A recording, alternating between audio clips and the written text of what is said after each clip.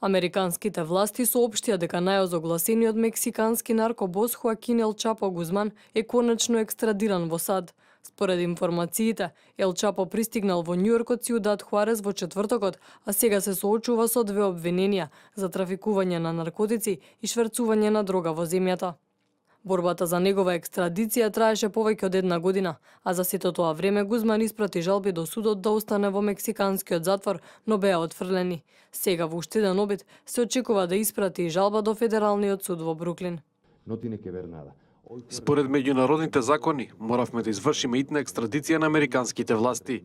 Доколку не го направевме тоа, ќе ги прекршевме меѓународните закони, особено оние меѓу САД и Мексико. Зголемувајќи го своето богатство до $1.000.000 преку илегална трговија со дрога, ликот на Ел Чапо постојано се појавуваше на насловните страни на сите светски медиуми, но способноста да избега од затвор неколку пати најмногу придонеса за неговата слава.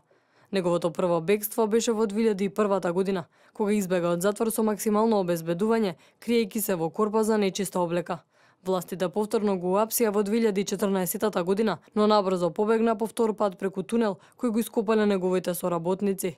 Третото и последно апсење се случи во текот на минатата година и од тогаш се бореше против екстрадиција во САД од страв дека би се соочил со смртна казна во Тексас. Сега шансите изгледаат премногу мали дека Ел Чапо, најозогласениот наркобос по Пабло Ескобар, некогаш повторно ќе биде слободен.